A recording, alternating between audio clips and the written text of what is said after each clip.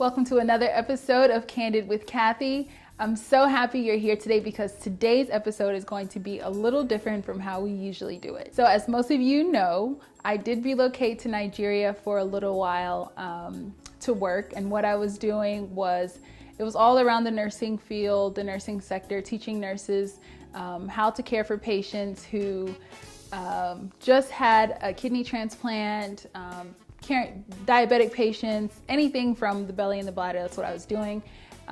So since then, I've been posting what I've been doing, and there are young people that also want to relocate to Nigeria, but they have a lot of questions, which I'm more than happy to answer. So I've gotten some messages from my inbox, and this episode, I'm literally just going to read the questions, answer them as candid as possible, and go from there. So here we go. Okay, so the first question is, hi Kathy, how do I change money when I get to Nigeria?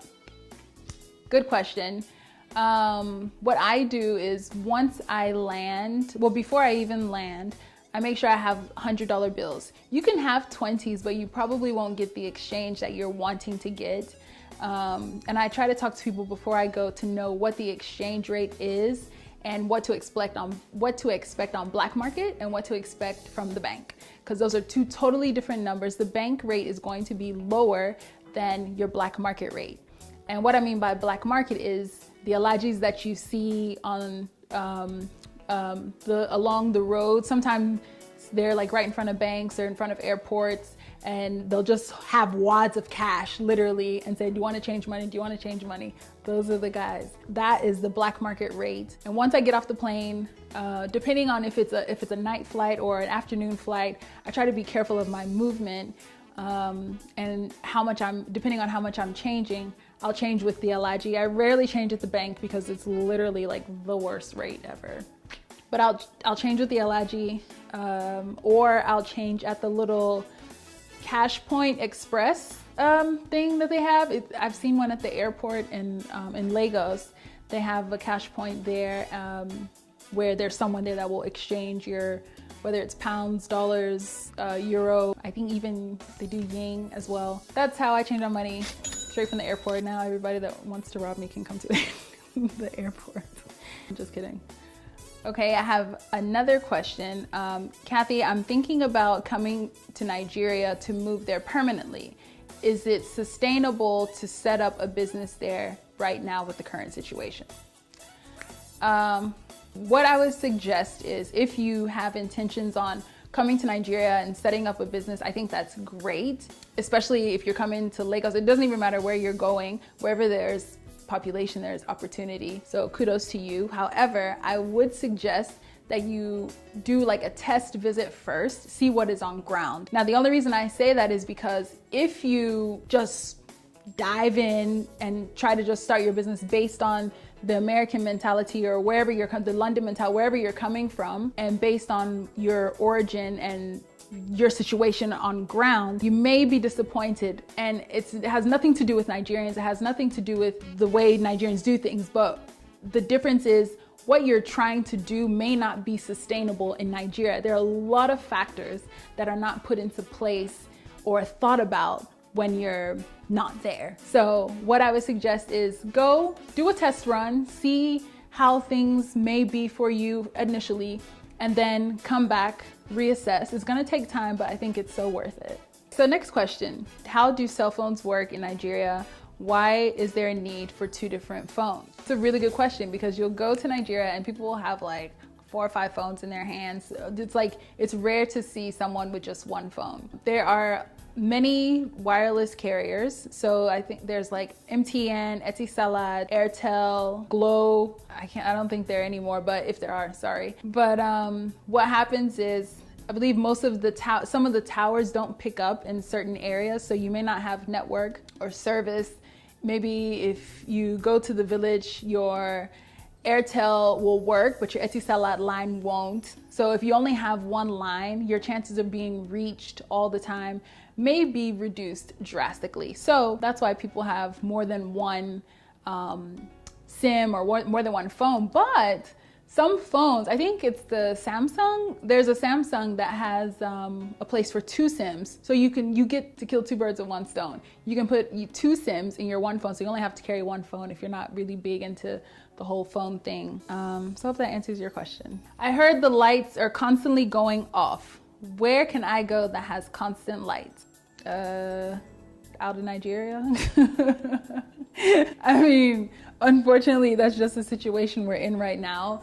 There's no place per se that has constant light. Even if you have a big gen, the electricity, the power source. First of all, let me back up. Nigeria has power. It's a political thing on why they don't want to supply everybody with constant light. So there'll be situations where you'll be sitting in the lights and then all of a sudden, the lights will go off. Now, if you have a generator, it will kick on and then the light will come off. So the light will come on, sorry. So to answer your question, I consider when you say constant lights, I'm thinking where you can go to a place that has a big gen and your chances of having constant lights, meaning less time where you're sitting in darkness, is most restaurants, well-established companies, most people in their homes, they have gens, whether it's a big gen or a small gen, but they have to supply the diesel or the petrol, whatever they use to power it. So your best bet, if you want constant light, if you're just visiting, just pick a hotel that either has, it doesn't even have to be international standard. There are some really good local Nigerian hotels that will provide constant light, but sometimes they won't. They'll tell you, madam, no, they don't turn the gen on until maybe like 11 or something. So just ask before you come down. How to deal with traffic? Yeah, that's a good question. So traffic in Lagos, and I'm speaking generally specifically on Lagos, traffic can be a bit of a headache at times because you can literally sit in traffic for what feels like the whole day. And when you realize what is holding up the traffic, it's like, why am I even here? Like, so how to beat traffic, there's really no way unless you want to fly or unless you become like Bionic Woman and like crawl over the cars. So I'll just give you tips on how to get through traffic while you're in it and to just become one with the traffic. They're always selling things on the road. Number 1, lock your doors. It's just a safety thing. I always lock the doors. I ask the driver, if I'm not driving, I ask the driver can you please lock the doors? So lock the doors. They're always selling things. So maybe if you want a snack or if you want to read something, they always have stuff you can buy while you're on the road in traffic. What else? Make sure your battery is charged. You can charge your phone, especially if you don't have constant light wherever you are. So you can work. Some people like to work in their car, like on your laptop or something, but some people don't really like to do that because it makes you a target for those that are looking for a laptop or looking for phone or anything like that. So depending on the time of day, I personally don't work in the car. I just kind of use that time to either rest or just wait it out, honestly. It won't be that bad. You'll get to where you're going in no time. Okay, so I have another question. What is the biggest adjustment you had to make when moving back to Nigeria? There were a lot, actually. But I think the biggest adjustment was bringing my mind down. What I mean by that is, like, okay, here in the US, majority of things work. And by work, I mean systems, organization, plans. If someone says, hey, I'll meet you at point B at 3 o'clock, they're gonna be there at 2:30 waiting for you. You know what I mean? So Nigeria's a little different. We do things a little differently. We have our own way of doing things and somehow it just works. I don't know. So that was my biggest adjustment, was understanding that this is not America. I have to understand that and go with the flow. If you try to go to Nigeria and bring up your chest and say, yes, I'm American, I have blue passports, you'll just be knocked right down because you are no longer the majority, you are the minority. I don't care if you grew up in Nigeria. I don't care if your father is the minister of of whatever. It doesn't even matter who you are. Nigeria is Nigeria, and you just have to go with the flow, okay?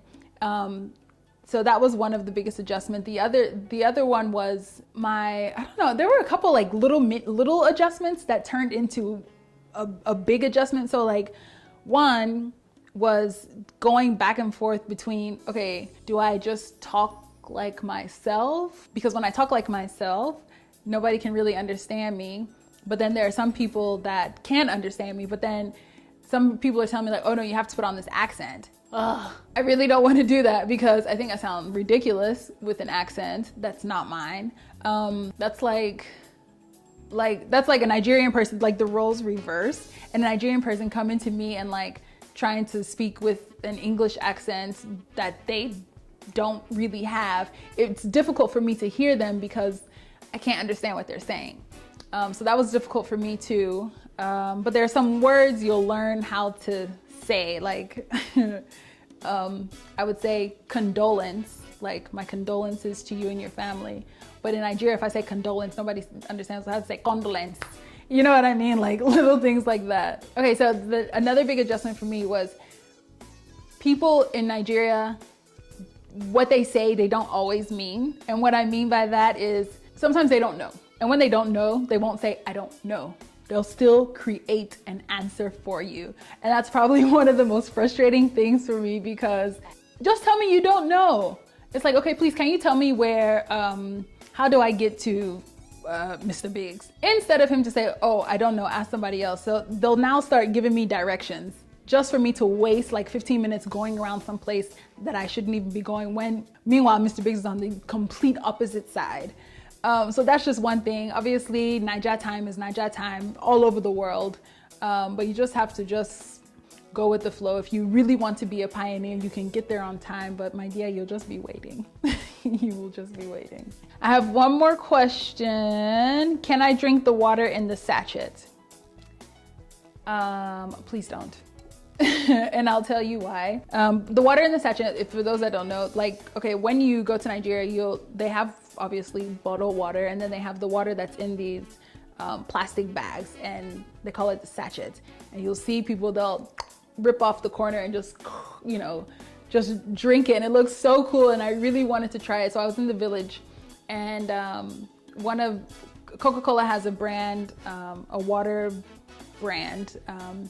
Anyways, but we were out of those bottles. So I saw the bag, the sachet. So I thought, well, Coca-Cola, same Coca-Cola. You know, I thought, okay, this is still safe.